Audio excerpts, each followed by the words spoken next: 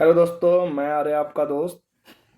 UPSC prelims 2025 series में आज जिस टॉपिक को हम लोग कवर करेंगे वो टॉपिक एडवांस लेवल है, जो बौद्ध धर्म और जैन धर्म से रिलेटेड जो हम एडवांस लेवल में पढ़ेंगे। हमने बेसिक एनसीईआरटी क्लास 6 की एनसीईआरटी से इस दोनों टॉपिक को समझा था। उसके बाद के जो चीज़ें हैं एडवांस लेवल पे, क्योंकि यहाँ से यूपीएससी लगातार क्वेश्चन पूछता है। इस जगह से ये यूपीएससी का फेवरेट टॉपिक है। जो धार्मिक परिवर्तन हुए थे इस काल में, एंशियंट हिस्ट्री में, उसमें बौद्ध धर्म और जैन धर्म प्रमुख थे। ठीक है, तो ऐसा क्यों हो रहा था? क्योंकि देखो, शुरुआती दौर में धार्मिक गतिविधियाँ हड़प्पा काल में भी थी। प्रकृति पूजा होती थी, यज्ञ होते थे। ठीक है, उनकी मोहरों पे भी हमें दिखाई दी, उनकी जो मूर्तियाँ बनी हैं, टेराकोटा मूर्तियाँ हैं, उनसे हमें ये पता लगता है कि वो लोग धार्मिक प्रवृत्ति के थे और प्रकृति पूजा करते थे। ठीक है, एक उनकी जो सील है, जो मोहर है, उस पे एक योगी की मूर्ति भी दिखाई देती है। ठीक है, उसके बाद वैदिक काल हम आता है। वैदिक काल में हम देखते हैं किस प्रकार से इंद्र प्रमुख हो जाते हैं। देवताओं में अग्नि है, वायु है।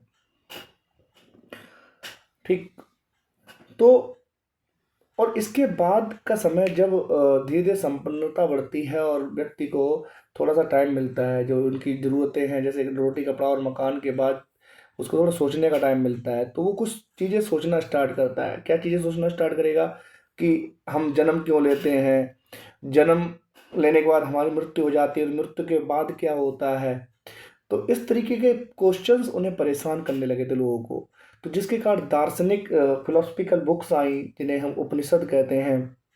ठीक है, उपनिषद बुक्स लिखी गई, तो लोगों ने धीरे धीरे और ज़्यादा नए नए धर्मों का उसमें उदय होना स्टार्ट होता है। धार्मिक चीज़ों के बारे में लोगों का चिंतन स्टार्ट हो जाता है।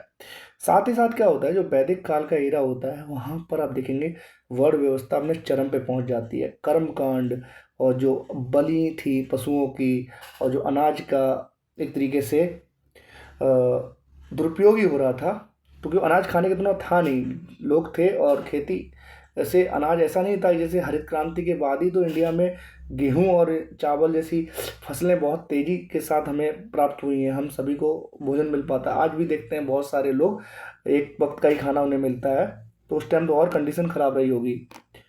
तो ये कुछ रीजंस थे कि इसके कारण क्या हुआ, जो वैदिक व्यवस्था में वर्ण व्यवस्था है, कर्मकांडी व्यवस्था है, असमानता की जो कंडीशन स्टार्ट आ गई, आने लगी, तो उसके कारण दो धर्मों का उदय होता है। एक धर्म था बौद्ध धर्म, एक धर्म था जैन धर्म। तो हम डिटेल्स में इनके बारे में समझने की कोशिश करेंगे कि क्या क्या रीजन थे इनके पीछे, इन दोनों धर्मों के और अन्य धर्मों के उदय होने के प्रमुख रीजन क्या थे। मेनली हम बौद्ध धर्म और जैन धर्म की बात करेंगे यहाँ पे, कि हमारा यही टॉपिक है आज का। तो देखिए, नवीन धर्मों की उत्पत्ति के क्या कारण थे। पहली बात, वैदिक कर्म धर्म की जो जटिलता थी, जो उसमें वर्ण व्यवस्था थी, जो यज्ञों की परंपरा थी, जैसे मैंने आपको बताया है, जो अनावश्यक रूप से जो पशु कृषि में और दूध उत्पादन या अन्य परिवहन या ट्रांसपोर्टेशन बैलगाड़ी में यूज हो सकते थे, उनकी बलि चढ़ाई जाने लगी यज्ञों के लिए, जिसके कारण प्रॉब्लम्स क्रिएट हुई।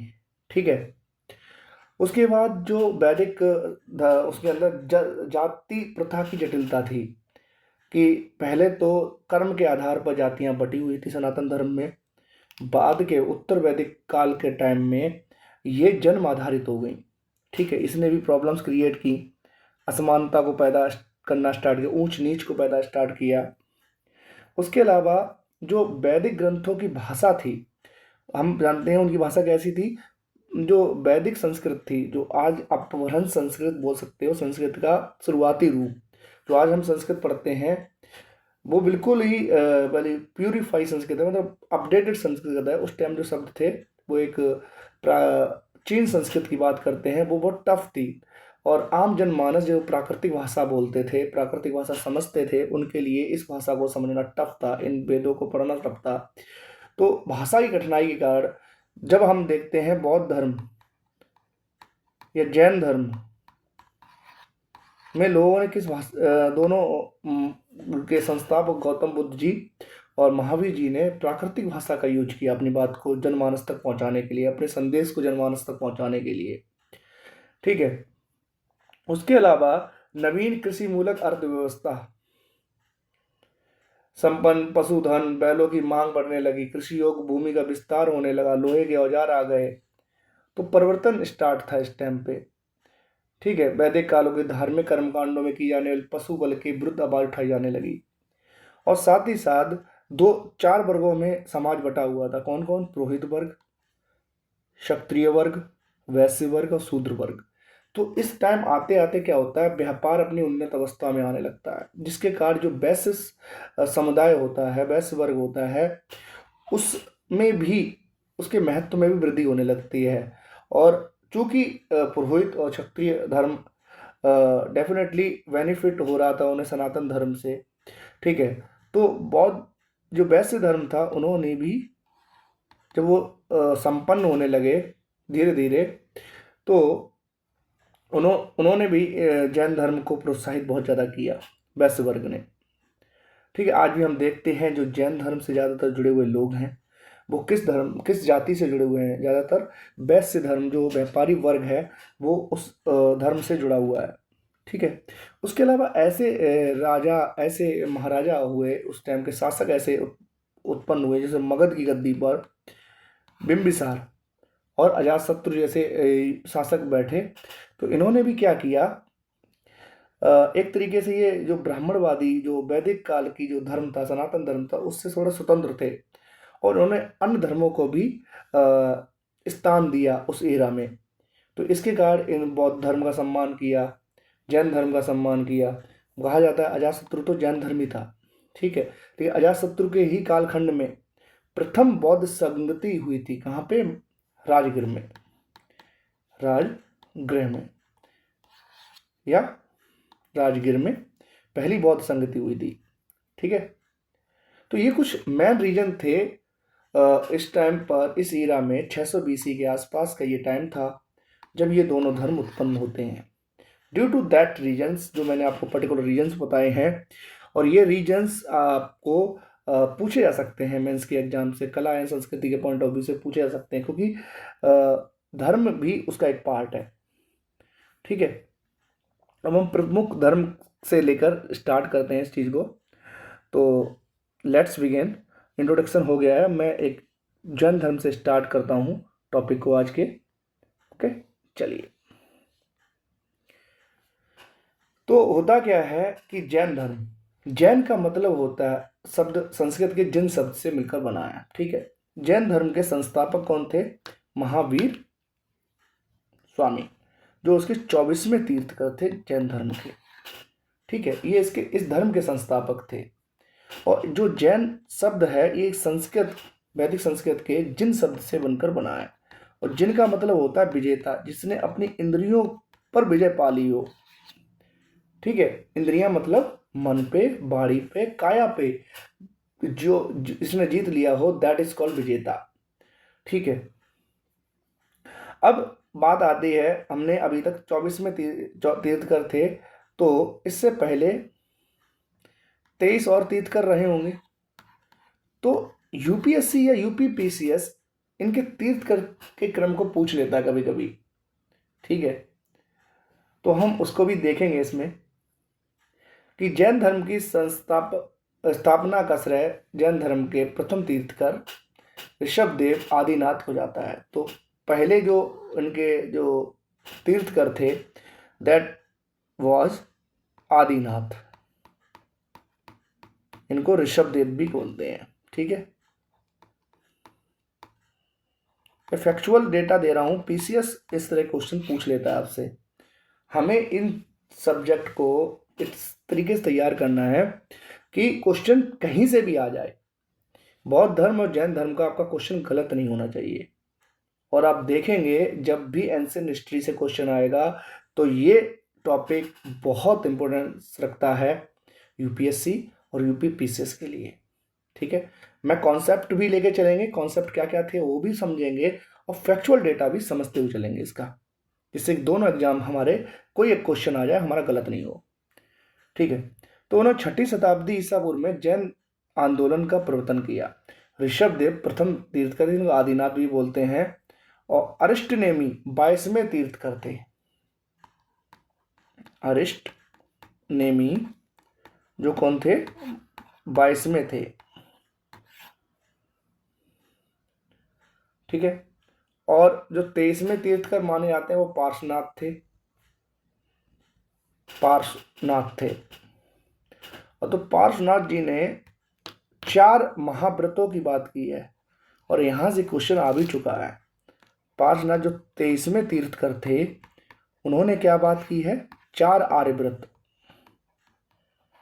आर्यव्रत वो कौन कौन से व्रत हैं? एक तो देखो अहिंसा तो पक्का ही होगा। ठीक है, अहिंसा, क्योंकि जैन धर्म का मूल सिद्धांत अहिंसा में ही था। उनका बेसिक फाउंडेशन जो मान सकते हैं वो वहीं से था कि हिंसा करना महापाप है, हर जीव जीना चाहता है। तो इसके कारण देखना, ये व्यापारी वर्ग में तो ये धर्म धीरे धीरे प्रचलित हो जाता है, लेकिन कृषक वर्ग में ये धर्म प्रचलित नहीं हो पाता है। मैंने एनसीईआरटी में आपको बताया था, ड्यू टू कृषक लोगों को जीव जंतुओं की हत्या करनी पड़ती किसी के लिए। ठीक है। तो जीव जंतु हत्या करने के कारण, क्योंकि जीव हत्या इस धर्म में निषेध है, तो उस तरफ ये उतनी तेजी से नहीं फैल पाता है किसी धर्म में, कृषक वर्ग में ये नहीं फैल पाता है। ठीक है। तो 4 व्रतों की बात की है। सत्य बोलना, अहिंसा, सत्य, अपरिग्रह। अपरिग्रह का मतलब होता है अपनी आवश्यकताओं से अधिक धन का संचय नहीं करना है, जमा पूंजी इतनी नहीं करनी है। धन संचय का त्याग है, जितनी जरूरत है उतनी ही आप चीजें रखिए अपने पास। ठीक है। चौथी चीज थी चोरी।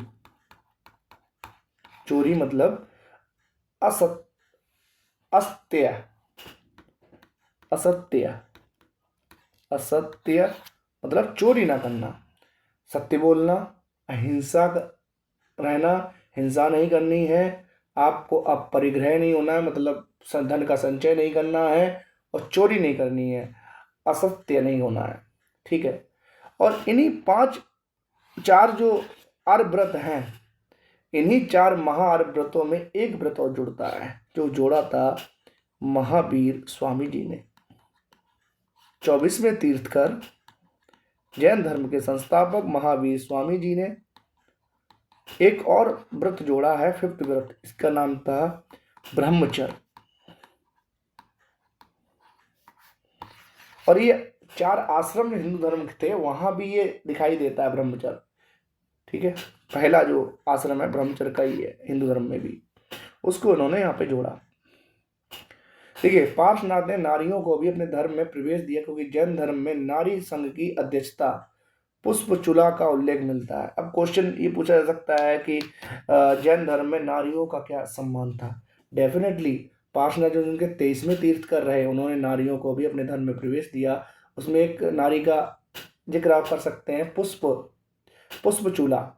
तो इंटरव्यू में ये क्वेश्चन पूछा जा सकता है, अगर किसी का हिस्ट्री बैकग्राउंड का कोई स्टूडेंट है, इसका ऑप्शनल हिस्ट्री है, डेफिनेटली उससे, या जैन धर्म से जो संबंधित कोई व्यक्ति है, तो उनसे पूछा जा सकता है क्वेश्चन। ठीक है। तो आपको पता होना चाहिए पुष्पचूला, कोई हमें गार्गी है, ठीक है, लोप मुद्रा है, विश्ववरा है, ठीक है, जो जितनी विदुषियाँ थी उनके बारे में तो पता है, सनातनी धर्म की विदुषियाँ, वैदिक धर्म और उत्तर वैदिक धर्म के जो विदुषियाँ थी उनके बारे में। लेकिन we know about the other intellectual जो वुमेन्स हैं, इंटेलिजेंट वुमेन्स हैं, या जो उनका बारे में भी हमें पता होना चाहिए। तो जैन धर्म से संबंधित है पुष्पचूला। पार्श्वनाथ को झारखंड में गिरिडीह जिले में सम्मेद पर्वत पर निर्माण प्राप्त हुआ था। तो सम्मेद पर्वत पर जैन धर्म का एक प्रमुख मंदिर बना हुआ है, जो कि बहुत इसकी मान्यता है, लोग वहाँ पे जाते हैं। तो ये आपको पता होना चाहिए, झारखंड में गिरिडीह जिले में एक सम्मेद पर्वत है, जिसपे जैन धर्म का एक मंदिर भी बना हुआ है, और यहीं पर पार्श्वनाथ जी को अपना निर्माण प्राप्त हुआ था। वहीं उन्होंने अपने प्राण त्यागे थे। ठीक है, तो सम्मेद पर्व रिलेट टू जैन धर्म ड्यू टू वहां पर पार्श्वनाथ जी ने अ, अपना शरीर त्यागा था, उनको निर्माण प्राप्त हुआ था। जैन धर्म के वास्तविक संस्थापक हमने आपको बता ही दिए, महावीर स्वामी थे। आगे चलते हैं। अब महावीर ने अपने जीवन काल में ही एक संघ की रचना की थी और जिसमें 11 अनुयायी थे, जिसे गणधर कहते थे। ये यूपीएससी गणधर लिख देगा, ये क्या है ये आपको पता होना चाहिए। अब क्वेश्चन बना लिया आपने एक, क्यों गणधर क्या है? गणधर कुछ नहीं है, ये महावीर जी द्वारा स्थापित एक संघ है जिसमें 11 अनुयायी थे। अब एक और, अब देखो कॉन्सेप्ट देखो जैन धर्म का। पहले तो अहिंसा में विश्वास है इसका, इसी पर ये बेस्ड है, जीवों की हत्या नहीं करनी है, अहिंसक, हिंसा तो करनी ही नहीं है, बिल्कुल निषेध है इस धर्म में। कॉन्सेप्ट पहला। दूसरा कॉन्सेप्ट ये है कि क्या जैन धर्म पुनर्जन्म और कर्मवाद में विश्वास करता है?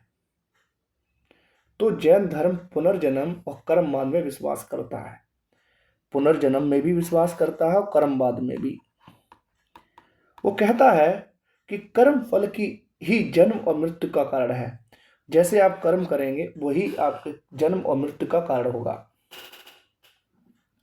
जैन धर्म में युद्ध और कृषि दोनों ही वर्जित हैं, कि दोनों में ही हिंसा शामिल है। आरंभ में जैन धर्म में मूर्ति पूजा का चलन नहीं था, परंतु बाद में महावीर सहित सभी पूर्व तीर्थकर की मूर्ति पूजा स्टार्ट हो गई। ये कॉन्सेप्ट भी है, शुरुआती दौर में मूर्ति पूजा नहीं थी। ऐसे बौद्ध धर्म में भी जब हीनयान जब तक था तब बौद्ध धर्म में मूर्ति पूजा का कॉन्सेप्ट नहीं आता है। जब वहाँ पे महायान आप देखेंगे, ठीक है, तो महायान का कॉन्सेप्ट जब आएगा आप देखेंगे, अभी अब अगर आपको पढ़ाएंगे तो वहाँ से बौद्ध धर्म में भी मूर्ति पूजा का कॉन्सेप्ट आता है। ठीक है, थोड़ा सा हम आपको परिचय दे दें। You know about the Mahavir Swami, जिन्होंने बौद्ध धर्म की स्थापना की थी। ब्रीफली आपको बता देंगे थोड़ा सा। देखो, इनका जन्म लगभग माना जाता है 599 बीसी में हुआ था या 540, एग्जैक्टली तो नहीं पता, लेकिन ये डेट मानी जाती है 540 में। वैशाली बिहार में हुआ था। और मैंने आपको जब पहले वो महाजनपद पढ़ा रहे थे तो देखा था वैशाली क्या था, एक गढ़ था, एक संघ था। ठीक है, पिता इनके सिद्धार्थ थे, जो लक्ष्मी बाजी संघ के ज्ञात्रक कुल के प्रधान थे। ज्ञात्रक कुल के प्रधान, ठीक है, याद रखिए, ज्ञात्रक कुल। बाजी संघ था, उसके ज्ञात्रक कुल था, उसके प्रधान थे। मतलब क्षत्रिय परिवार से ही आते थे ये। सिद्धार्थ इनके पिता का नाम, जो ज्ञात्रक कुल के प्रधान बाजी संघ के।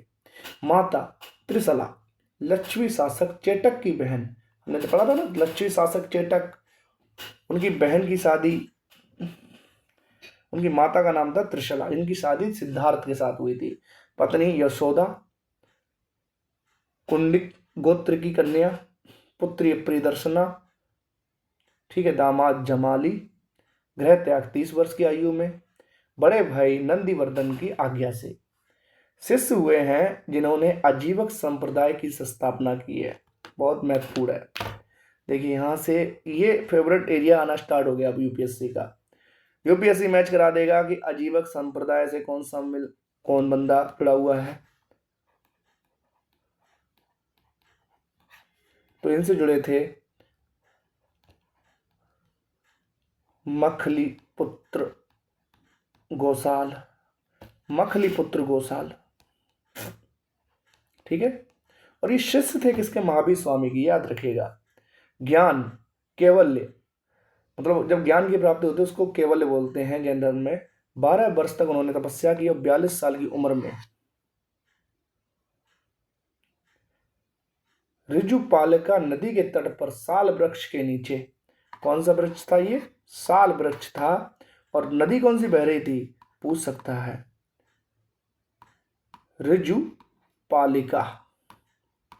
ऋजुपालिका नदी थी, साल वृक्ष के नीचे था और जृंभिक ग्राम था। कौन सा नाम था?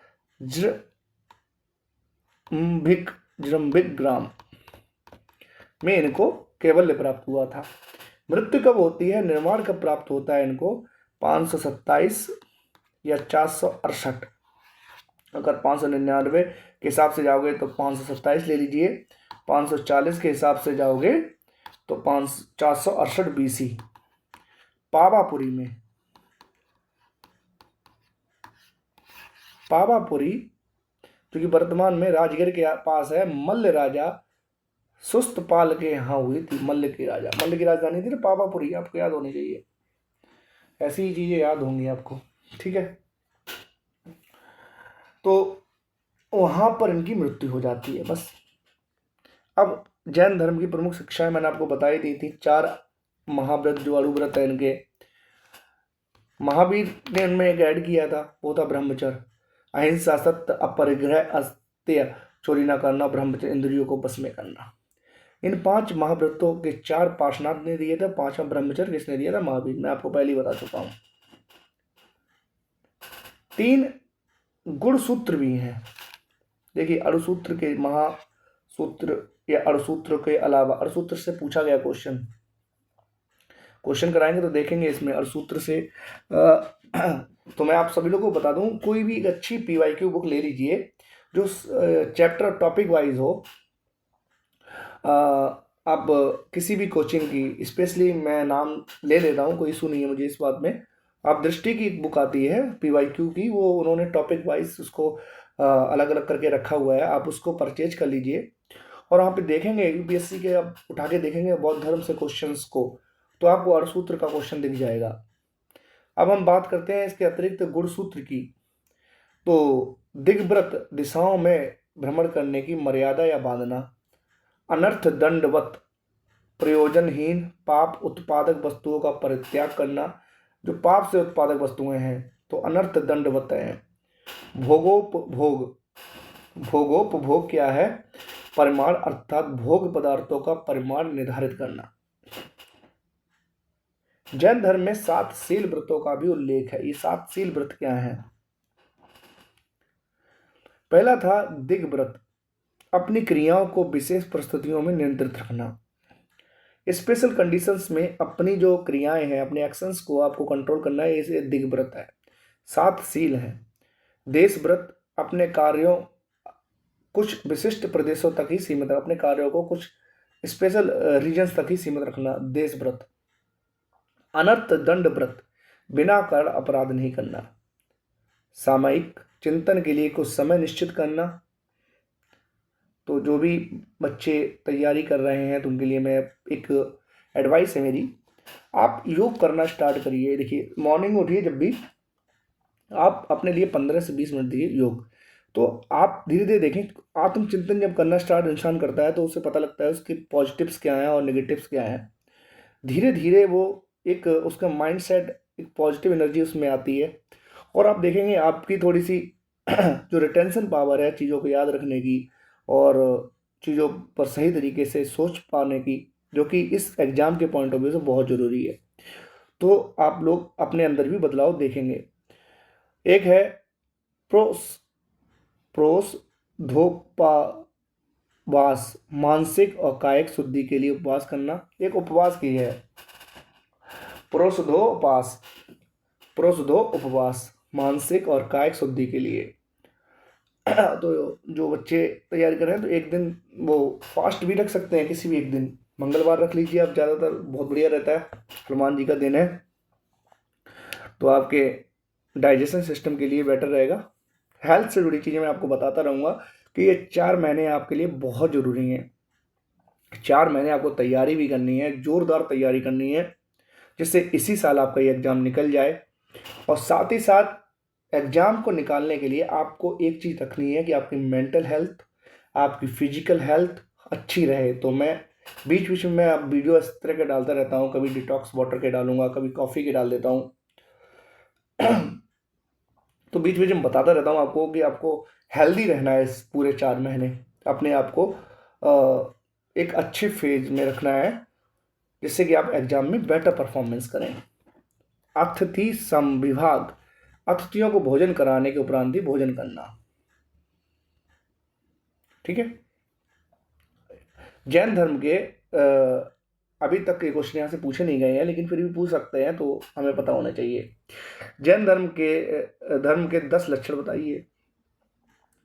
उत्तम क्रम, क्रोधहीनता, उत्तम मार्दव, अहंकार का अभाव, उत्तम मार्जव, सरलता और कुटिलता का अभाव, उत्तम सोच, सांसारिक बंधनों से आत्मा को परे रखने की सोच, उत्तम सत्य, सत्य से गंभीर अनुरक्ति, उत्तम संयम, सदा संयमित जीवन यापन, उत्तम तप, जीव को अजीब से मुक्त करने के लिए कठोर तप, उत्तम अकंचन, आत्मा के स्वाभाविक गुणों में आस्था, उत्तम ब्रह्मचर्य व्रत की कड़ाई से अनुपालन, उत्तम त्याग की भावना को सर्वोपरि रखना। अब ये महत्वपूर्ण है, वो ये है कि 3 रत्न कौन है, त्रिरत्न कौन है इनके। यहां से क्वेश्चन बन सकता है। पहला है कर्म फल से मुक्ति के लिए, क्योंकि कर्म फल आपको पुनर्जन्म के चक्कर में फंसा रहा है। ये कॉन्सेप्ट है जैन धर्म का। अब कर्म फल से मुक्ति, 3 चीजें, 3 रत्न का अनुशीलन करने आवश्यक है। पहला, सम्यक दर्शन। देखिए, ये इस तरह आपको कोई चीज बता नहीं पाएगा, आप तो पढ़ते चले जाते हैं और चीजें समझ में नहीं आती हैं। Concept is a king of everything. UPSC रट्टाफिकेशन पे नहीं जाने वाला। हाँ, वहाँ आपको चीज़ें, आपको डेटा भी आपको पता होने चाहिए काफ़ी हद तक, लेकिन ज़्यादातर आपके कॉन्सेप्ट क्लियर होने चाहिए, क्योंकि इतिहास में आप देखेंगे परिवर्तन, और जहाँ परिवर्तन कोई चीज़ होती है वहीं से क्वेश्चन यूपीएससी बनाता है। ये चीज़ महत्वपूर्ण रखिएगा। देखिएगा, वैदिक काल चला चला चला चला, अचानक से बौद्ध धर्म आया। उनकी जो गलतियां थी, उनके अंदर जो प्रॉब्लम्स क्रिएट हो रहे थे, लोग, आम जनमानस प्रॉब्लम में आ रहा था तो जिसके कारण उनकी समस्याओं को लोगों ने समझा और एक नए धर्म की उत्पत्ति हुई और लोग उसी तरह मूव करना स्टार्ट कर गए। आप समझ रहे, शिफ्टिंग, जहां पर भी शिफ्ट आ, जहां पर भी मोड़ देखेंगे ना, नया मोड़ कोई, यूपीएससी वहीं से क्वेश्चन बना देता है। तो ये धर्म जो परिवर्तित हो रहे थे, लोगों की विचारधारा परिवर्तित हो रही थी। सम्यक दर्शन, वास्तविक ज्ञान। पहला, सम्यक ज्ञान, सत्य में विश्वास और सम्यक आचरण, सांसारिक विषयों से उत्पन्न सुख दुख के प्रति संभाव। तो कहते हैं ना कि साधु संत वाली कंडीशन में आप पहुंच जाओ कि आप प्रॉब्लम्स है तब भी एक ही फेज में रहो। ठीक है, चाहे खुशी हो, ज़्यादा खुशी नहीं मनानी, दुख हो तो ज़्यादा दुख नहीं मनाना, मतलब एक मिडिल पाथ जैसा ही आपको फॉलो करना है। ठीक है। दर्शन देखिए, इसमें आपको जैन धर्म में कौन कौन से दर्शन देखने मिलते हैं। तो एक दर्शन मिलता है एकांत, अनेकतावाद, अनेकांतावाद, अनेकांतावाद, अनेकांतावाद पूछ लेगा। अनेकांतावाद जैन धर्म का दर्शन नहीं है, ऐसे करके यूपीएससी लाइन बनाएगा। आप यार याद करोगे, यार था कि नहीं था, था कि नहीं था, तो आप इतना याद रखिएगा, बहुरूपता का सिद्धांत है ये। एक से ज़्यादा फेसेस, एक से ज़्यादा रूप, जिसको अनेकांतावाद कहते हैं, और इसमें बौद्ध धर्म का दर्शन है, इसी को वो मानता है। सप्त भंगिनय या स्यायवाद, तो जो आइंस्टीन का सापेक्षता का सिद्धांत है, स्यादवाद जिसे बोलते हैं, यहां से क्वेश्चन बना है भाई। तो भाई सप्त भंगिनीय या स्यायवाद, जिसे सापेक्षता का सिद्धांत, जिसे आइंस्टीन ने बाद में दिया था, ये जैन धर्म का दर्शन है। ठीक है। स्यायवाद। नवावाद, आंशिक दृष्टिकोण के सिद्धांत। अब हम बात कर लेते हैं, यूपीएससी यहाँ से क्वेश्चन बनाया है स्यायवाद से, तो स्यादवाद है क्या? ये जैन धर्म के सिद्धांत से संबंधित है। इसके अनुसार दृष्टिकोण की भिन्नता के कारण, मतलब कोई व्यक्ति, मैं किसी बात को किसी अलग तरीके से देखूंगा, कोई व्यक्ति कोई अलग तरीके से देखेगा, तो हर ज्ञान कारण हर ज्ञान विभिन्न स्वरूपों में व्यक्त किया जा सकता है, अलग अलग डायमेंशन में उसको देखा जा सकता है। इस सप्तभंगी ज्ञान के स्यादवाद कहते हैं। जैनियों के अनेकांतवाद सिद्धांत की तार्किक परिणति उनके सिद्धांत स्यादवाद में होती है। तो कहते हैं कि जो दृष्टिकोण की भिन्नता के कारण हर ज्ञान विभिन्न स्वरूपों में देखा जा सकता है, और यही इसका स्यादवाद है कि जो चीज़ है इस तरीके से भी, इस एंगल से भी देख सकते हो, किसी बात को इस एंगल से भी सोच सकते हो, उस बात को उन्होंने वहाँ पे लिखा है। तो ये इतना याद रखिएगा, स्यादवाद संबंधित है जैन धर्म से। यह सापेक्षता का सिद्धांत है, और सापेक्षता का सिद्धांत रिलेट करता है आइंस्टीन की थ्योरी से, the relativity theory of relativity. एक चीज के सापेक्ष में दूसरी चीज, ये तो बताया था कि कोई चीज खड़ी हुई है और तुम दौड़ रहे हो, तो तुम्हें भी वो दूसरी तरफ दौड़ती हुई दिखाई देगी वो चीज। ये रिलेटिविटी की थ्योरी है। डिटेल्स में हम जब विज्ञान पढ़ रहे होंगे, साइंस पढ़ेंगे, तो हम देखेंगे आइंस्टीन की रिलेटिविटी की थ्योरी। चलो एक क्वेश्चन बीच में ऐसे ही बता दे रहे हैं। मैं इंटरव्यू देने गया था, जब एसएससी का इंटरव्यू दे रहा था मैं, तो चेयरमैन, जो बोर्ड के चेयरमैन थे, उन्होंने मुझसे क्वेश्चन कर लिया। क्वेश्चन था कि आइंस्टीन के बारे में क्या जानते हो। तो मैंने उनके एनर्जी का जो फॉर्मूला था E=mc², उसके बारे में बताया। फिर मैंने बोला कि सर रिलेटिविटी की थ्योरी उन्होंने दी है, ठीक है, कि ही वॉज द जीनियस, और उन्होंने रिलेटिविटी की थ्योरी दी है। फिर उन्होंने मुझसे क्वेश्चन किया, ठीक है, E=mc² जो है, उसमें m क्या है, c क्या है, e क्या है, वो मैंने बता दिया। c is the velocity of light, m is mass of particle, and e is the energy. तो ठीक है, कोई इशू नहीं। अब मुझे ये बता दीजिए, आप क्वेश्चन उन्होंने मुझसे पूछ लिया था कि आइंस्टीन को नोबेल पुरस्कार मिला है क्या। तो मैंने कहीं पढ़ा हुआ था कि हाँ, आइंस्टीन जी को, एल्बर्ट आइंस्टीन जी को नोबेल पुरस्कार तो मिला है। एल्बर्ट आइंस्टीन को नोबेल पुरस्कार मिला है। तो उन्होंने कहा नोबेल पुरस्कार, मैंने कहा हाँ सर मिला है। उन्होंने किस में मिला है, तो मैंने वो पढ़ा हुआ था। तो मेरा इंटरव्यू काफ़ी अच्छा चला गया उस चक्कर में। काफ़ी बच्चों जो पहले आए हुए थे मुझसे पहले, उन्होंने वही रिलेटिविटी थ्योरी ही बताया था कि हाँ रिलेटिविटी थ्योरी में उनको मिला है। जबकि उन्होंने रिलेटिविटी थ्योरी दी थी, उसके लिए उन्हें नोबेल प्राइज़ नहीं मिला है। उनको नोबेल प्राइज़ मिलता है फोटो इलेक्ट्रिक इफेक्ट के कारण। एक फोटो इलेक्ट्रिक इफेक्ट के ऊपर उन्होंने R&D की थी, एनालिसिस किया था, उसके कारण उन्होंने एक थ्योरी दी थी फोटो इलेक्ट्रिक इफेक्ट, और उसके कारण उनको नोबेल प्राइज मिला था। ओके, तो बीच में ऐसे याद आ गया उनका मुझे, तो मैंने आप लोगों को बता दिया, आप लोगों को कभी शायद काम आ जाए। चलिए आगे चलते हैं, कि टाइम कम है और हमें इसको पूरा करना है टाइम से। अनंत चतुष्टय क्या मतलब इसका, ये समझ लेते हैं। चतुष्टय क्या है, अनंत चतुष्टय, जब जीव से कर्म का अवशेष समाप्त हो जाए। देखिए, कर्म फल 3 रत्न दिए, सम्यक दर्शन, सम्यक ज्ञान, सम्यक आचरण, ठीक है। इनका फॉलो करोगे तो आप कर्म के जो बंधन है, कर्म जो कर रहे हो, कर्म फल के बंधन से अलग हो जाओगे, और आपको निर्माण प्राप्त हो जाएगा। आप जन्म मृत्यु के बंधन से आउट हो जाओगे, ठीक है। तो उन्होंने कहा जब जीव से कर्म का अवशेष समाप्त हो जाता है, तब वह मोक्ष को प्राप्त होता है। यही अनंत चतुष्टय है, अर्थात मोक्ष के पश्चात जीवन के आवागमन के चक्र से मुक्ति हो जाती है। अनंत ज्ञान, अनंत दर्शन, अनंत वीर, अनंत सुख की प्राप्ति कर लेता है। इसे ही जैन शास्त्रों में अनंत, देखो 4 हैं अनंत, याद रखिएगा।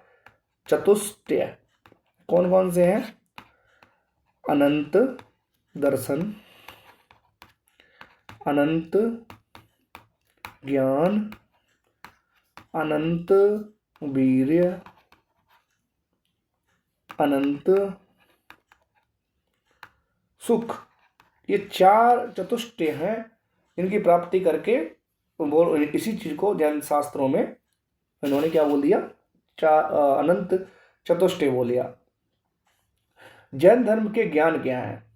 ज्ञान की बात करें तो मति इंद्रिय जनित ज्ञान है। मति, मत मीन्स बुद्धि, श्रुति सुन के जो ज्ञान प्राप्त होता है, अविधि दिव्य ज्ञान, मन प्राय दूसरे का मन को जान लेना। शब्द ऐसे पूछे जा सकते हैं। केवल्य सर्वोच्च ज्ञान जो है अक्सर केवल्य का पूछा गया है। तो मति आपको पता होना चाहिए, जो इंद्रियों से आपने जाना है, ठीक है। 2-3 और में देखे थे, कौन सा था? श्रुति श्रवणवा, ठीक है। अवधि दिव्य ज्ञान है। मन प्राय आप बता ही देंगे। केवल्य आपको पता होना चाहिए, केवल का मतलब होता है सर्वोच्च ज्ञान। अब 3 स्रोत हैं, प्रत्यक्ष, अनुमान और तीर्थंकरों के वचन द्वारा हम इनके बारे में जानते हैं। जैन धर्म के अनुसार विश्व शाश्वत है, परंतु सृष्टिकर्ता के रूप में ईश्वर को नहीं स्वीकारता। देखिए, ये बहुत बड़ी लाइन लिखी है इन्होंने।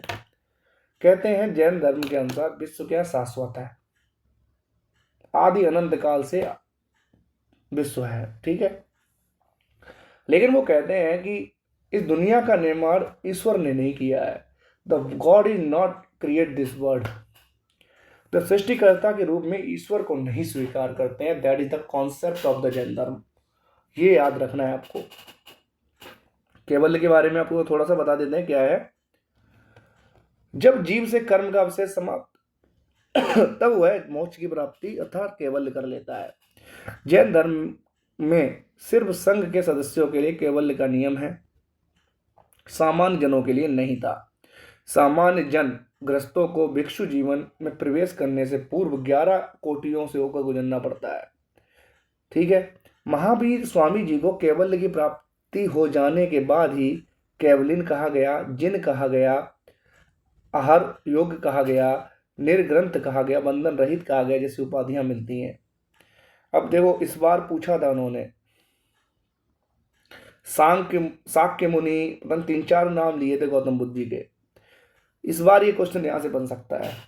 2024 की यूपीएससी में उन्होंने गौतम बुद्ध जी के अलग अलग जो नाम है उनसे क्वेश्चन पूछ लिया था। यहाँ क्वेश्चन बना सकते हैं कि जैन धर्म को क्या क्या जैन महावीर स्वामी जी को किस किस नाम से जानते थे? केवलिन के नाम से, जैन के नाम से, आहर के नाम से, निर्ग्रंथ के नाम से जानते हैं। जैन धर्म पुनर्जन्म कर्मवाद में विश्वास करता है। वेद की अपौरुषेयता और ईश्वर के अस्तित्व को अस्वीकार कर देता है। कुछ कह देगा कि जैन धर्म में ईश्वर के अस्तित्व को स्वीकार किया जाता है, नहीं करता है, ठीक है। नहीं मानता है कि सृष्टि की रचना ईश्वर ने की है। कहता है कि ये विश्व शाश्वत है, लेकिन यह नहीं मानता है कि सृष्टि के रचनाकार ईश्वर हैं। अब एक स्पेशल एक्टिविटीज हैं, उनके बारे में हम देखेंगे, जैन धर्म से संबंधित है। देखिए, इसमें 2 गतिविधियां हैं, 2 शब्द हैं या 2, एक प्रथा है संतारा प्रथा और एक है सल लेखना और एक है संतारा प्रथा, ठीक है। संलेखना जैन धर्म के दर्शन में संलेखना शब्द व लेखना शब्द से मिलकर बना होता है, जिसका मतलब होता है लेखा जोखा, जिसमें अच्छाई का लेखा जोखा होता है। जैसे हिंदू धर्म में चित्रगुप्त जो हैं, चित्रगुप्त वो तुम्हारे हर चीज का लेखा जोखा कर रहे हैं। उसी प्रकार इसमें कहा गया है जो भी आपकी अच्छाई है उसका लेखा जोखा होता है। इस दर्शन में अहिंसा या काया कलेश पर अत्यधिक बल दिया जाता है और संलेखना शब्द उपवास द्वारा प्राण त्यागने के संदर्भ में आया है। संलेखना में क्या करते हैं? उपवास करते हैं और उससे फिर प्राण त्याग देते हैं। एक और प्रथा है संतारा प्रथा, जिसमें क्या लगता है, जब व्यक्ति को लगता है इसकी मृत्यु निकट है, तब उसे एकांतवास ग्रहण कर लेता है और जल अन्न त्याग देता है, मौन व्रत धारण कर लेता है और इसके बाद किसी भी दिन देह त्याग देता है। ये प्रथा संतारा प्रथा थी। तो एक तरीके से भूख प्यास से हमने शरीर त्यागना। तो इसमें क्या हुआ, राजस्थान हाई कोर्ट ने 2015 में संतारा प्रथा पे रोक लगा दी और इसको मान लिया आत्महत्या ये। और जो इंडियन पीनल कोड है, और अभी तो वो BNSS हो गया, भारतीय न्याय संहिता, नागरिक न्याय संहिता हो गई है, तो उसके अकॉर्डिंग कुछ और होगा, तो दंडनीय बता दिया गया। परंतु सुप्रीम कोर्ट ने जैन समुदाय से जुड़े, तो मैं अब इस बार बता दे रहा हूँ कि आई थिंक क्वेश्चन यहाँ से आ जाना चाहिए। VNS जो है, भारतीय न्याय संहिता जो अभी है, वहाँ से क्वेश्चन जरूर आएगा। करंट में आप इसको प्लीज़ तैयार कर लीजिएगा इस बार, कि जो इंडियन पीनल कोड जो बदल के इसका नाम BNS किया गया, और इसके कुछ धाराएं, जो प्रमुख धाराएं हैं उनको देख लीजिएगा। मोटा मोटी आप इसको देख के जाइएगा, यहाँ से क्वेश्चन आने की संभावना जरूर है, बिकॉज ये बहुत बड़ा चेंजेस हुआ है, और changes is the favourite area रहता है जहाँ से UPSC क्वेश्चन हमेशा बनाएगा। तो इस साल कुछ चेंजेस हैं इस चीज़ में, तो वहाँ से क्वेश्चन बनने की संभावना है। वो क्या करेगा, इंडियन पीनल कोड को लेके आएगा, कब आया, कहाँ से आया, इतिहास देखेगा उसका, और एक स्टेटमेंट BNS से कंपेयर करके रख देगा, और फिर पूछ लेगा कि बताइए भाई आपको पता है कि नहीं पता। तो प्लीज़ इसको कवर कर लीजिए। मुझे टाइम मिलेगा तो मैं एक छोटा सा वीडियो इस पर जरूर बना दूंगा, जिससे आप लोगों को हेल्प हो जाएगी, ठीक है। तो उन्होंने बंद कर दिया, परंतु सुप्रीम कोर्ट ने जैन समुदाय से जुड़े हुए संगठनकर्ताओं की याचना पर संथारा को गैर कानूनी घोषित करने वाले राजस्थान के अंतरिम बात पर रोक लगा दी। अब जो महत्वपूर्ण हिस्सा फिर से आ गया, जहां से कला और संस्कृति में जो बुक्स हैं, जो साहित्य है, प्राचीन साहित्य, ठीक है, उसमें जैन धर्म से संबंधित जो बुक्स हैं वो बहुत ही जरूरी स्थान रखती हैं, इंपॉर्टेंट स्थान रखती हैं। देख लेते हैं। पहली बात तो जैन धर्म का जो साहित्य था प्राकृतिक और संस्कृत भाषा में मिला, तो ज़्यादातर उन्होंने जो भाषा यूज की है प्राकृतिक भाषा यूज की है। तो जैन साहित्य, जो प्रारंभिक जैन साहित्य है, वो अर्ध मगधी जो भाषा है, जो बिहार की भाषा है, वहाँ से उसमें लिखा गया था। बाद में जैन धर्म ने प्राकृतिक भाषा को अपना लिया, ड्यू टू वो चाहते थे उनकी बात ज़्यादातर लोगों तक पहुँचे। कालांतर में जैनियों ने सौर सैनी, संस्कृत, कन्नड़ भाषा में भी साहित्य लिखा है। तो जैनियों से ही जुड़ी रही है सौर सैनी भाषा, संस्कृत भाषा, कन्नड़ भाषा। जैन साहित्य को आगम कहा गया। क्या बोला गया है, एक नाम दिया गया इसको, आगम। इसे 12 अंगों में, 12 उपांगों में, 4 प्रकीर्ण में, 10 प्रकीर्ण में, 6 क्षेत्र सूत्र, 4 मूल सूत्र, 1 नंदी सूत्र, 1 अनुयोग द्वार में बांटा गया है। इन आगम ग्रंथों की रचना संभवतः श्वेतांबर संप्रदाय के, 2 संप्रदाय में ये धर्म बढ़ता है, श्वेतांबर और दिगंबर, वो हम बाद में इसकी चर्चा करेंगे। अभी ये समझ लीजिए, जो आगम है, इनके आगम ग्रंथ हैं, जिसमें 12 अंग हैं, 12 उपांग हैं, 10 प्रकीर्ण हैं, 6 छेद सूत्र हैं, 4 मूल सूत्र हैं, 1 नंदी सूत्र है, 1 अनुयोग द्वार है। इन आगम ग्रंथों की रचना संभवतः श्वेतांबर संप्रदाय के आचार्यों द्वारा महावीर स्वामी जी की मृत्यु के पश्चात किए गए थे, ठीक है। तो मैंने आपको वो बताया था ना, महावीर स्वामी जी के एक शिष्य भी थे,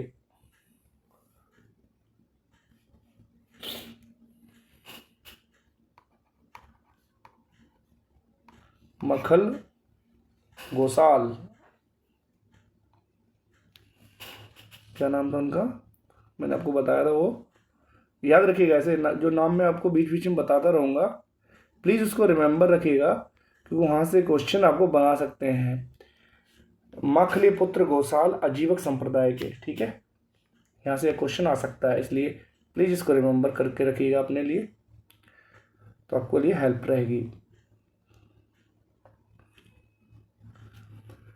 ठीक है। जैन धर्म के आचारांग सूत्र में, जो एक आचारांग सूत्र भी किससे जुड़ा हुआ है? जैन धर्म से। जैन भिक्षुओं के आचार नियम, जैसे आचार नियम किस में लिखे हुए थे? जो संघ था उसमें रहने के विनय पिटक में लिखे हुए हैं। ठीक है, वैसे ही आचार नियम कहाँ लिखे हैं? आचारांग सूत्र में। वो विधि निषेध के विवरण दिए गए हैं। भगवती सूत्र में महावीर के जीवन और न्याय धम्म, तो भगवती सूत्र है, ये भी जुड़ा हुआ किससे है? आप लिख लीजिए, आचारांग सूत्र, आचार विहार विचार। ठीक है, उसके अलावा भगवती सूत्र बौद्ध महावीर जैन धर्म के महावीर स्वामी जी के जन्म से। और न्याय धम्म, न्याय धम्म कहा सूत्र, न्याय धम्म कहा सूत्र में महावीर की शिक्षाओं का संग्रह है। बहुत जरूरी है वाला, देखिए आप बिल्कुल, आप इसको डिटेल्स में हम देख रहे हैं, तो प्लीज इसको अच्छी तरीके से करेंगे हम लोग। कि न्याय धम्म महासूत्र में महावीर की शिक्षाओं का संग्रह है। उवास उवास गदा उवास गद साव में हूढ़ शासक तोरमन तथा भद्र बाहु चरित्र में चंद्र मौर्य के राज्यकाल की घटनाओं पर प्रकाश डाला गया है। भद्र बाहु चरित्र भी जैन धर्म से संबंधित बुक है। उवास गद साओ में हूढ़ शासक तोरमान तथा भद्र बाहु चरित्र में चंद्रगुप्त मौर्य के राज्यकाल की संबंध है। उसी का धम्म न्याय धम्म कह सूत्र में महावीर की शिक्षाओं का वर्णन है। भगवती सूत्र में महावीर के जन्म जी का वर्णन है। आचारांग सूत्र में उनके आचार विचार का भिक्षुओं के उससे संबंधित है। भद्रबाहु ने कल्प सूत्र को संस्कृत में लिखा है। आ गया ना क्वेश्चन, कल्प सूत्र पूछ लेगा, एक बुक लिख देगा कल्प सूत्र, ये किससे जुड़ी हुई है? जैन धर्म से। पहली बात याद रखिएगा, तो वो ऐसे याद रखिएगा, आपको ऐसे याद नहीं होगा। क्वेश्चन आएगा कल्प सूत्र किसकी बुक, कौन से धर्म की बुक है? जैन धर्म से संबंधित है। किसने लिखी? भद्रबाहु ने। अब देखिए भद्रबाहु कौन थे वो भी हम समझाएंगे अभी आपको। इनमें तीर्थंकरों के जीवन चरित्र है, तो पूछ लेंगे कल्प सूत्र में, इंटरव्यू में पूछ लेता है आपको, इतिहास के आपका वैकल्पिक विषय है और कल्प सूत्र पूछ लेगा। पूछेगा कल्प सूत्र बताइए क्या है, तो इसमें जो तीर्थंकर हैं उनके जीवन चरित्र के बारे में वर्णन दिया हुआ है, पूरा दिया हुआ है। भगवती सूत्र महावीर के जीवन पर प्रकाश डालता है। इसमें 16 महाजनपदों का भी उल्लेख मिलता है। अंगुत्तर निकाय में भी हमने बताया था, ये गौतम बुद्ध ने बौद्ध धर्म का एक पवित्र वो है, ग्रंथ है अंगुत्तर निकाय। उसी प्रकार भगवती सूत्र में भी 16 महाजनपदों के बारे में जिक्र किया गया है और इससे महावीर जी के जीवन पर प्रकाश डाला है। अब ये जो टेबल है ना, इसको अपना कहीं टेबल को आप लोग क्या करिएगा, इस पूरी टेबल को बना लीजिए। एक छोटी सी टेबल है, क्योंकि क्वेश्चन यहाँ से आते हैं तो वही आपको पता होना चाहिए। ठीक है, कैसे याद रखेंगे? कोई ना कोई तरीका निकाल लेते हैं इसका। हमने तरीके निकाले हैं, जैसे कि मैंने इसको 6 के 4 ग्रुप में बांट दिया है जिससे कि मेरे को बहुत आसानी से मैं इसको याद कर सकता हूँ। अदरवाइज इसको याद करना इट इज़ वेरी डिफिकल्ट। ठीक है, ऋषभ देव, जिन्हें आदि देव के नाम से भी जाना गया। ठीक है, पहले तीर्थकर थे महावीर स्वामी जी ने जो जैन धर्म बनाया था, जैन धर्म के पहले तीर्थकर थे ऋषभ देव या आदि देव। इनसे जुड़े हुए जो चिन्ह है वो है वृषभ, बैल का। ठीक है, ऐसे आपको याद रहेगा। दूसरे थे अजीतनाथ,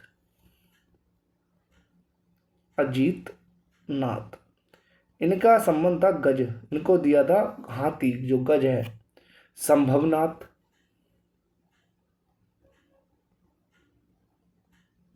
अश्व घोड़ा। देखो, एक कृषि में काम आ रहा है, एक युद्ध में काम आ रहा है, फिर दूसरा भी युद्ध में ही काम आ रहा है। अभिनंदन नाथ, चौथे थे अभिनंदन नाथ। कपि, बंदर से संबंधित है। सुमतिनाथ, ये संबंधित थे क्रोच से। पद्म प्रभु पद्म से।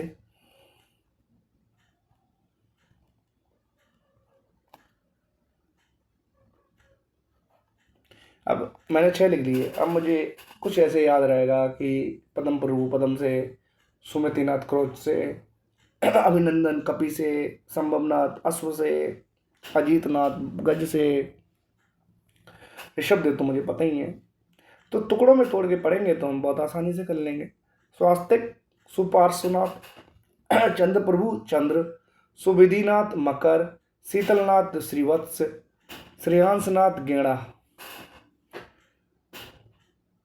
वसुपूज्य महिष, विमलनाथ बरहा, अनंतनाथ शयन, धर्मनाथ ब्रज, शांतिनाथ मृग, कुंथुनाथ अज, अरनाथ मीन, मल्लीनाथ कलश, मनुसुव्रत क्रमु, नेमिनाथ नीलोत्पल, अरिष्टनेमी शंख।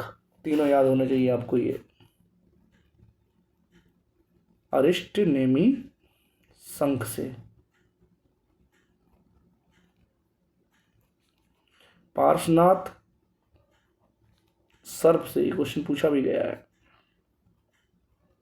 और महावीर स्वामी जी थे सिंह से। ठीक है, तो इसको याद रख लेंगे हम लोग।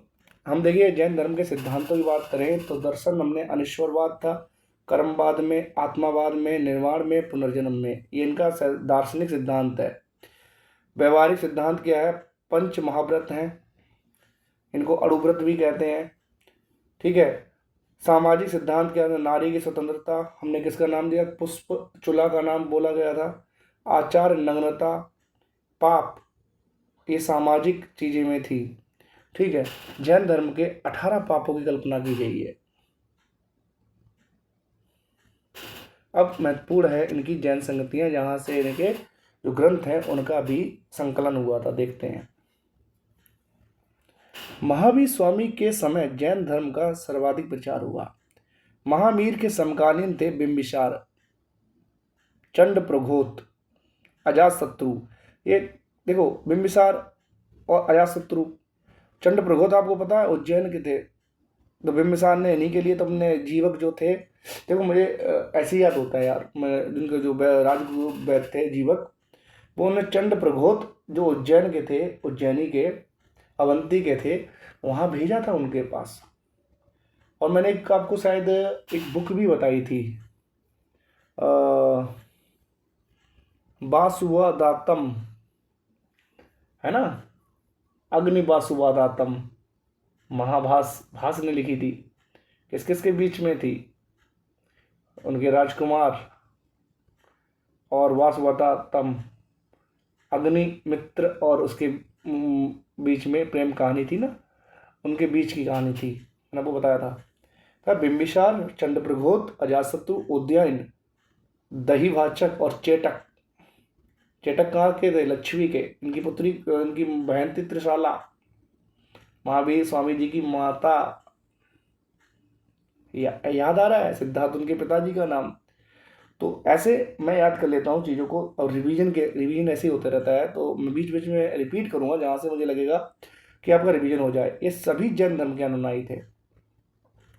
मौर्य वंश का शासक चंद्रगुप्त मौर्य भी जैन धर्म का ही अनुयायी था शुरुआती दौर में। नहीं, अनुयायी थे, बाद में अशोक शायद अलग करते हैं। ठीक है। तो चंद्रगुप्त मौर्य से आपको क्वेश्चन बना सकता है, कहेंगे चंद्रगुप्त मौर्य बौद्ध धर्म से संबंधित है, उन्होंने बौद्ध धर्म ग्रहण कर लिया था। नहीं, ऐसा नहीं है। चाहे अजातशत्रु रहे हों या चंद्रगुप्त मौर्य रहे हों, जैन धर्म के अनुयायी थे। इवन आपको पता होना चाहिए चंद्रगुप्त मौर्य ने अपने अंतिम समय में वो चले गए थे कर्नाटक। ठीक है, वहां जाके अपने प्राण त्यागे थे। वही सल्लेखना और वो जो संतारा प्रथा है, उसी तरीके से। संप्रति ने जैन आचार्य सुहस्ती से शिक्षा ली थी। चंद्रगुप्त मौर्य के समय में पाटलिपुत्र में प्रथम जैन संगति का आयोजन हुआ था। जो पहली उनकी जैन संगति होती है वो पाटलिपुत्र में होती है, और किसके कालखंड में होती है? मौर्य साम्राज्य में। चंद्रगुप्त मौर्य के समय में। कलिंग नरेश खारवाल और इनसे जुड़ी है हाथी गुम्फा, हाथ जो इंस्क्रिप्शन है, हाथी गुम्फा इंस्क्रिप्शन है, वो खारवाल जो जैन धर्म से अनुयायी थे उनसे जुड़ा हुआ है। उदयगिरी पहाड़ी जो कि कलिंग कहाँ पे है, भुवनेश्वर के पास जगह है, मैं गया हूँ वहाँ पे ड्यूरिंग माई ट्रेनिंग, मैं वहाँ पे गया था। काफ़ी अच्छा है। जो आपको हाथी गुम्फा विलेज देखेंगे तो हाथी की शेप में बनाया हुआ है।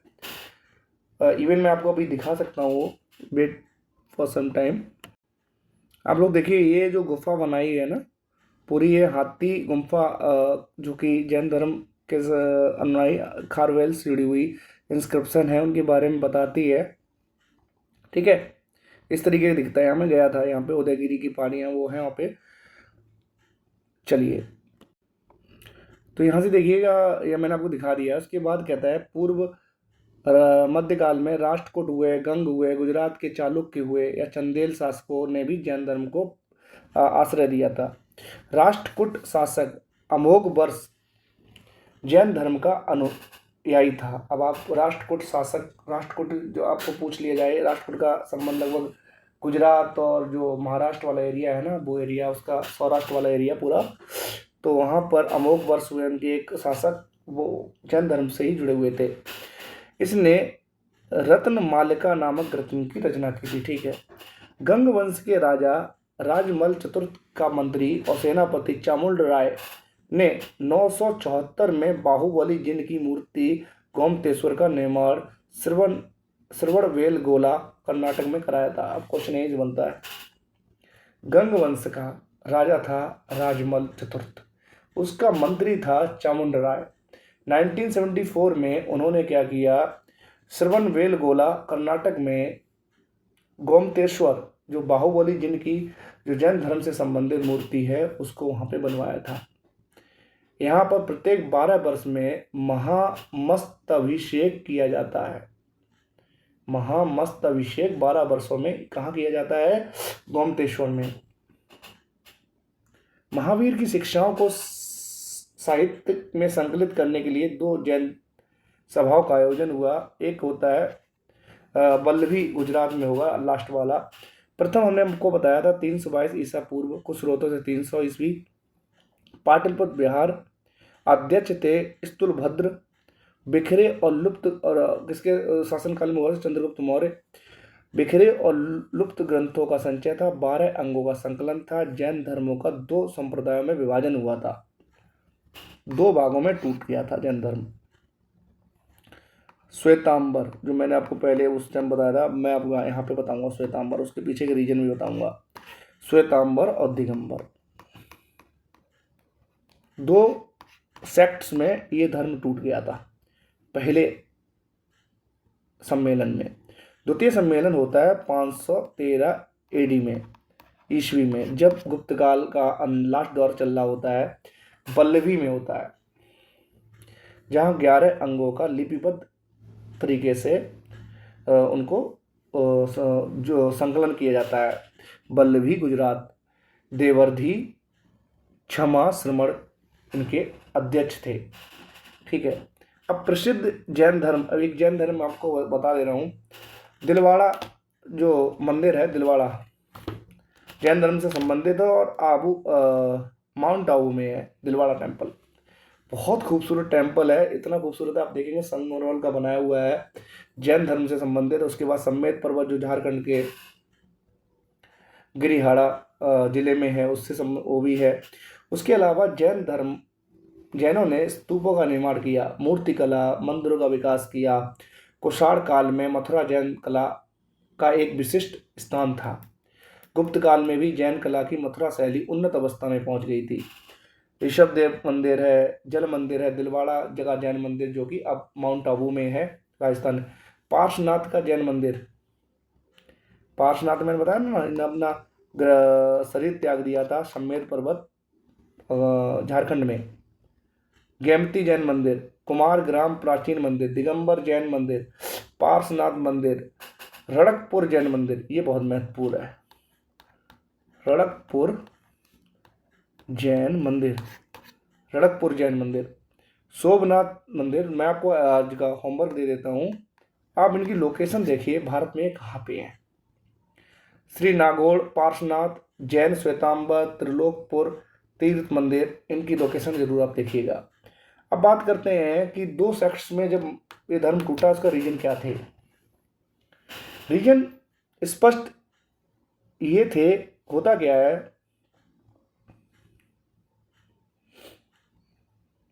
कि 12 वर्षों तक अकाल पड़ा मगध में, महावीर जी के निर्माण के 200 वर्ष बाद। तब बहुत से जैन भद्रबाहु के नेतृत्व में प्राण बचाने हेतु दक्षिण की ओर मूव कर गए। शेष जैन लोग स्तुलबाहु के नेतृत्व में मगध में ही रहे। अकाल समाप्त होने के बाद जब वे मगध लौटे तो वैचारिक मतभेद उत्पन्न हो गए। तब वे दक्षिणीय जैन दिगंबर और मगध के जैन श्वेतांबर कहलाए। तो जो श्वेतांबर लोग होते हैं वो पूरी तरीके से कट्टर जैनी कहलाते हैं। सफेद वस्त्र धारण करने वाले नहीं, जो सफेद वस्त्र धारण करने वाले वो श्वेतांबर थे, जो कि मगध में ही रहे थे। और जो कट्टर बिल्कुल जो नग्न अवस्था में चले गए वो दिगंबर थे, इन्होंने अपने कपड़े वपड़े सब त्याग दिए। ठीक है, तो दक्षिणी जैन दिगंबर कहलाए, मगध के जैन श्वेतांबर कहलाए।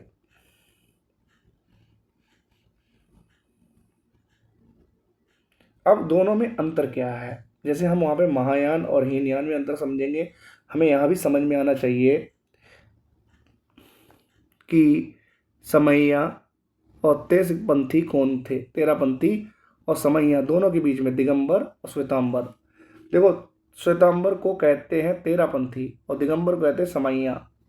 क्या है ये? मोक्ष प्राप्ति के लिए वस्त्र त्यागना आवश्यक नहीं था, उन्होंने सफेद वस्त्रों को धारण किया। जबकि दिगंबर जो भद्रभाव के साथ दक्षिण की ओर मूव कर गए थे, उन्होंने वस्त्रों का त्याग कर दिया। स्त्री निर्माण की अधिकारी है। श्वेतांबरों ने स्त्रियों को स्थान दिया और कहा कि स्त्री भी निर्माण की अधिकारी है, जबकि दिगंबर में उन्होंने कहा कि स्त्रियों का निर्माण संभव ही नहीं, केवल प्राप्ति के बाद ही लोगों को भोजन की आवश्यकता है। तो दिगंबर बहुत ही ज्यादा सख्त था, उन्होंने कहा कि केवल प्राप्त हो गया, आपको सब कुछ जीत लिया, विजेता हुआ, जिन हो गए हो, आपने अपनी इंद्रियों पर विजय प्राप्त कर ली है, आपको सर्वोत्तम ज्ञान हो गया है, केवल हो गया है, तो आपको भोजन की भी आवश्यकता नहीं है। इस संप्रदाय के अनुयायी उदारवादी थे, धार्मिक नियमों की परिस्थितियों के अनुसार परिवर्तन के पक्षधर थे। दिगंबर धर्म से संबंधित जो लोग थे वो कट्टरपंथी थे। इस संप्रदाय को के अनुयायियों ने जैन धर्म के नियमों का पालन बड़ी कठोरता से किया। एक और आता है कि स्थानकवासी भारत के श्वेतांबर जैनों का एक आधुनिक उप संप्रदाय है। यूपीएससी ने क्वेश्चन पूछा यहाँ से स्थानकवासी से कि स्थानकवासी किसका सेक्ट है। It is the sect of Shvetambar sect के अंदर ही एक सेक्ट और बना, संप्रदाय बना स्थानकवासी। स्थानकवासी मूल समूहों से इस अर्थ में भिन्न है कि वे मूर्ति पूजा मंदिर के आचरण को अस्वीकार करते हैं। मूल समूह से इस अर्थ में भिन्न है कि वे मूर्ति पूजा और मंदिर के आचरण को अस्वीकार करते हैं। स्थानकवासी मूल समूह के इस अर्थ से भिन्न है। अब बात करते हैं जैन धर्म का समाज पर क्या प्रभाव पड़ा, उनके पतन के क्या कारण रहे। सर्वप्रथम जैन धर्म द्वारा वर्ण व्यवस्था की जटिल और कर्म कांडों की बुराइयों को रोकने के लिए सकारात्मक प्रयास शुरू किए गए थे। इन्होंने जो अपने जैन साहित्य लिखे हैं और उनकी जो भाषा रही थी, संस्कृत की बजाय प्राकृतिक भाषा पे जोर दिया। शुरुआती दौर में इनके अर्धमगधी भाषा में साहित्य लिखे गए। अहिंसा पर बहुत बल दिया। उन्होंने कहा कि जिनके अनुयायी कृषि और युद्ध में संलग्न ना होकर व्यापार और वाणिज्य की तरफ जाएं। तो इसीलिए आज के दौर में भी देखते हैं उसका इफेक्ट है कि ज़्यादातर जो जैन धर्म से संबंधित लोग हैं वो व्यापार में संलग्न हैं। जनता को जैन धर्म के सीधे सरल उपदेशों ने आकर्षित किया और उत्तर वैदिक काल की कर्मकांड जटिल विचारधाराओं के सम्मुख जैन धर्म के जीवन यापन का सीधा साधा मार्ग उन्हें ज़्यादा बेहतर लगा। अब इनके पतन के कारण क्या थे? एक तो आत्मपीड़न, क्योंकि इतनी कठोर संलेखना प्रथा, संतारा प्रथा बहुत टफ है। अपने बालों को उखाड़ उखाड़ के फेंक देते हैं कि करके, बड़ी टफ चीज़ है। तो इस आत्मपीड़न, कठोरता, कठोर व्रत और तपस्या पे जो बल था, जाति व्यवस्था के दर्शन को बनाए रखना, इनकी विफलता के कारण हुए। अहिंसा पे अत्यधिक बल दिया, जैसे कृषि और युद्ध में संलग्न व्यक्ति इस धर्म से नहीं जुड़ पाए। जैन धर्म में अत्यधिक कनिष्ठता होने के कारण स्यायवाद, अनेकांतवाद, द्वैतवाद, तत्व ज्ञान आदि को समझना साधारण जनता के लिए बेहद टफ हो गया। परिणाम स्वरूप जैन धर्म तपस्वियों तक ही सीमित रहा। प्रारंभ में जैन धर्म का एक सशक्त आंदोलन था, किंतु बाद में जैन धर्म के मतावलंबियों में आंतरिक विरोध हुआ।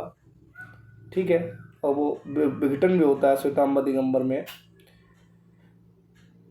उसके बाद बौद्ध धर्म का विस्तार और ब्राह्मण धर्म का पुनरुत्थान इसके एक रीजन है, जिसके कारण ये धर्म थोड़ा सा फिर डाउन हुआ। जैन धर्म के उत्कर्ष में तत्काल नरेशों का महत्वपूर्ण योगदान था। बाद में जैन धर्म को राजकीय आश्रय प्राप्त नहीं हो सका, जिसके कारण उसे थोड़ा सा प्रॉब्लम देखने पड़ी। शुरुआती दौर में जहाँ पर जैन धर्म प्राकृतिक भाषा को यूज कर रहा था, धीरे धीरे वो संस्कृत में लिखे जाने लगे उसके साहित्य, और जनमानस से वो धीरे धीरे कटने लगा। ये भी एक रीजन था। बाद में उसके अच्छे धर्म प्रचारक तो हमेशा ही चाहिए होते हैं किसी भी धर्म को बढ़ते रहने के लिए, लेकिन ज़्यादातर मुझे जो लगा कि जो इनके अहिंसा, जो कठोरता थी इनकी जो नियमों में, उन नियमों ने कहीं ना कहीं इनको, क्योंकि कृषि से जुड़ा हुआ हर वर्ग था, जो जनमानस था, आम जनमानस, वो ज़्यादातर कृषि से जुड़ा था, युद्धों से जुड़ा हुआ था। तो उस एरिया में ये धर्म मूव नहीं कर पाया। तो इसके उतने प्रचार प्रसार ना होने के कारण पीछे ये महत्वपूर्ण कारण था। तो आज का लेक्चर मैं यहीं फिनिश करता हूँ। ठीक है, कल हम यहीं इसी पॉइंट से आगे मूव करेंगे और समझेंगे पूरा बौद्ध धर्म को। तो थैंक यू सो मच और गुड नाइट।